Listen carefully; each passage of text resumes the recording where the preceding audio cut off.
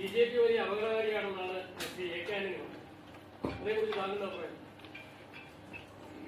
ഓരോരുത്തരും ഓരോ അഭിപ്രായങ്ങളുണ്ട്. പക്ഷെ തീർച്ചയായിട്ടും ഇന്ത്യയിലെ ജനങ്ങൾ ആ അഭിപ്രായങ്ങളെ ഒന്നും പാലിക്കുന്നില്ലെന്നുള്ളത് കുറെ നാളായിട്ട് നമ്മൾ കാണുന്നൊരു കാര്യമാണ്.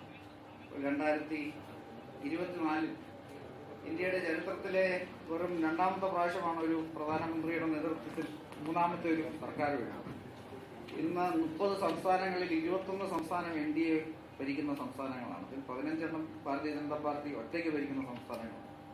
അപ്പം ഇതിന്റെയൊക്കെ അർത്ഥം ഇന്ന് ഇന്ത്യയിലെ ജനങ്ങൾക്ക് ശ്രീ നരേന്ദ്രമോദിജിയിലും ഭാരതീയ ജനതാ പാർട്ടിയിലും ഒരുപാട് വിശ്വാസമുണ്ട്. കേരളത്തിലും ഈ പാർട്ടി വളർന്നുകൊണ്ട് തന്നെ ഇരിക്കുകയാണ്.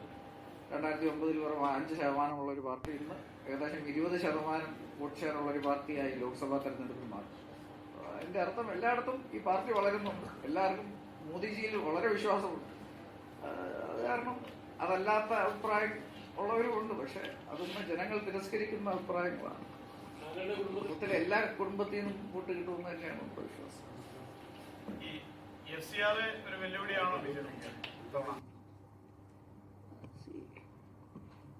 FCRA വിഷയം എന്ന പ്രതിപക്ഷ പാർട്ടികൾ ഒരു വിഷയമാക്കാൻ ശ്രമിക്കുന്നുണ്ട്. പക്ഷെ അതിൽ ഒരുപാട് വശങ്ങളുണ്ട്. ഇപ്പോൾ ഈ FCRA ബില്ലിന്റെ ഒരു ഡിസ്കഷൻ ഇല്ലാതെ അത് പാർലമെന്റിൽ പാസ്സാക്കുന്നില്ലെന്നുള്ളത് ശ്രീ കിരൺ റിജിജു വളരെ വ്യക്തമായ അതിന്റെ ഒരു നയം പറഞ്ഞു. പക്ഷേ ഇതിന്റെ മറ്റ് വശങ്ങൾ നോക്കുമ്പോൾ ഇന്ന് ഞാൻ 2-3 ഉദാഹരണങ്ങൾ പറയാം. ഇപ്പോൾ കുറച്ച് നാളിന് മുമ്പ് ഒരു വഖഫ് അമെൻമെന്റ് ആക്ട് ഉണ്ടായിരുന്നു. അതിപ്പോൾ പാസ്സായിട്ട് ഏകദേശം 1 കൊല്ലമായി. പക്ഷേ ആ വഖഫ് അമെൻമെന്റ് ആക്ട് കൊണ്ടുവന്നപ്പോൾ ഇതേ പ്രതിപക്ഷം തന്നെ പറഞ്ഞിരുന്നു ഒരു സമുദായത്തിന്റെ ലാൻഡ് മുഴുവൻ കൊണ്ടുപോകാനുള്ളൊരു ആക്ടാണെന്നൊക്കെ. പക്ഷെ അത് കാരണം ഇന്ത്യയിലുള്ള ഒരാളുടെയും ഒരു ലാൻഡും പോയിട്ടില്ല. അതുപോലെ 4-5 വർഷങ്ങൾക്ക് മുമ്പ് CAA സിറ്റിസൺഷിപ്പ് അമെൻമെന്റ് ആക്ട് അത് കൊണ്ടുവന്നപ്പോഴും ഇന്ന് ഈ ബളമുണ്ടാക്കുന്നവർ തന്നെ പറഞ്ഞൊരു കാര്യമാണ് ഇന്ന് ഒരു സമൂഹത്തിലുള്ളവരുടെ സിറ്റിസൺഷിപ്പ് പോകുന്നൊക്കെ പറഞ്ഞു. പക്ഷെ ഇന്ത്യയിലുള്ള ഒരു പൗരന്റെയും സിറ്റിസൺഷിപ്പ് ഒന്നും പോയിട്ടില്ല.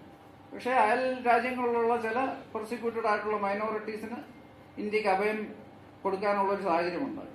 അതുപോലെ ഈ FCRA ആക്ട് കൊണ്ടുവന്നതും അതിൻ്റെതായ കാരണങ്ങളുണ്ട്. ഇപ്പോൾ ഇന്ത്യയിൽ ഒരുപാട് NGOകൾ പ്രവർത്തിക്കുന്നുണ്ട്. അതിൽ ഒരുപാട് പേർ നല്ല കാര്യങ്ങൾ തന്നെയാണ് ചെയ്യുന്നത്.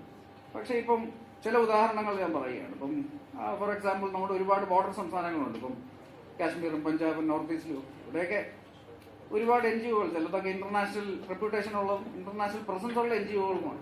പക്ഷെ അവർ ഫോറിൻ ഫണ്ട് വാങ്ങിക്കുന്നു. പക്ഷെ അവർ പറയുന്ന കാര്യങ്ങളല്ല അതിന് ഉപയോഗിക്കുന്നത്. അതിന് ഒരുപാട് നാഷണൽ സെക്യൂരിറ്റി കൺസേൺസ് ഉണ്ട്. അതുപോലെ തന്നെ ഇതിന് ഒരുപാട് ദേശവിരുദ്ധമായ പല കാര്യത്തിലും ഉപയോഗിക്കുന്നവരുണ്ട്.